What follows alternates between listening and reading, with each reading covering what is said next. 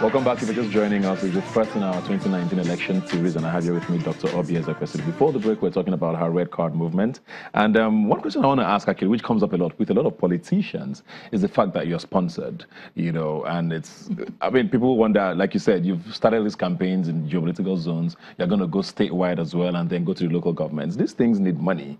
Where is your money coming from? So, surprisingly, the members of the red card movement we're all placing our little money into this pot and just doing this.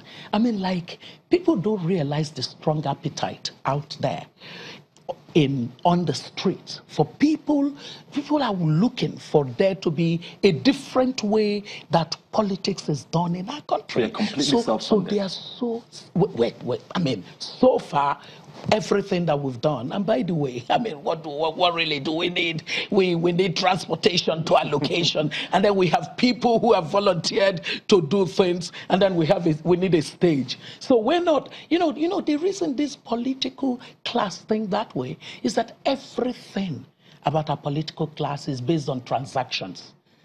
That prevalent mindset is what we are basically trying to disrupt. We must disrupt the mindset that for you to do anything that changes our society, you need to be sponsored. You sponsor yourself. Don't you want a good society? So we're seeing a lot of that. And we basically have heard people who said, oh, you know, this has to do with one political group. Or nothing like that. There's so not do you have politicians as your members? No, we don't. Actually, we don't really have politicians as our members. But are you open to having politicians? No. So what we're saying is that we are the citizens representing the electorate. So we're going to have an event that we call the Summit of the Alternatives. We're going to invite all the alternatives, because, by the way, our red card is going to APC and PDP because they've dominated the political space. And so the poor governance that has been delivered cumulatively is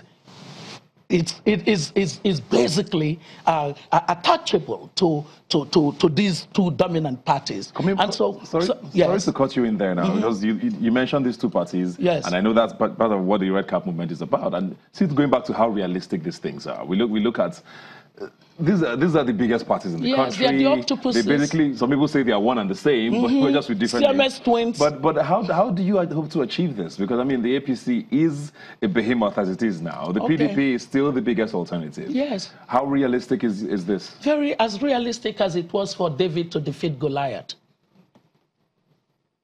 It might sound like, you know, what is she talking about? But I am saying to you that 2019 is going to be an important year for us as a... Do you think it's achievable in 2019? We're going to try. You know, do nothing is not an option. That's not an option. So we're going to try. We're inviting the new political parties into what we call a summit, where citizens are basically going to engage them and begin to say to them, if you represent anything different than you, it has to be that leadership for you is anchored on these three attributes of character, competence, and capacity. So we want that ultimately in our society, at every level where we're making choices of who to lead us, even if it is to lead this station, this studio, we think in that person, do we see character? Do we see competence? Do we see capacity? Because if you don't, you're going to run into trouble. Nations, families, companies, they rise and fall on the back of leadership. We must fix this leadership problem. Every time that people gather, after saying all the things that could be the reason we're not doing well as a country, ultimately they end up with, it's a leadership problem. So does this mean you're going to be endorsing somebody? Because since you say these two parties cannot be the options, does this mean that if you find someone who you think is the kind of has the qualities that you talk about, you would endorse the person? Oh, you know, when we have the Summit of the Alternatives, and we as citizens would be interested in what these new alternatives are offering. So what we're doing is to make sure that citizens are engaging in this political process downstream. You know, normally it would be upstream. After they have done all their choices, if they give us a banana and a potato, we would be fixed. You know, that's it. They've tied our hands. It's either you take a banana or you take a potato. But for us to go downstream is to say, you know, we care about the readiness of your people to govern, and to govern with results. Look, if leadership were not a problem, we would not be trying to fix it. The Americans say, if it ain't broken, don't fix it. But we know it's broken. We know it's broken all the way to the local level. A lot of people sort of think that, oh, we're trying to do this concerning presidency. I said to them, you have a lowly vision. Our problem is beyond presidency.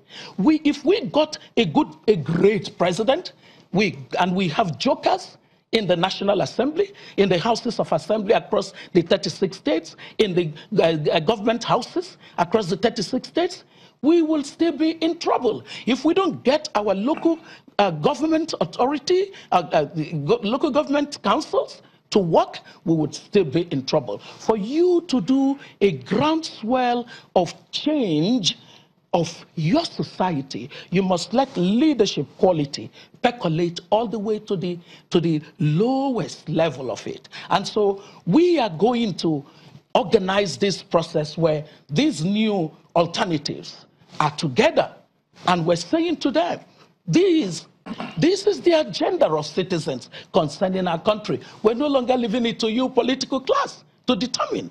We are interested. No, I understand your point, and I think a lot of Nigerians would definitely agree with you with the fact that it's beyond the presidency. I mean, we see a lot what happens in the states and the legislatures and all of that.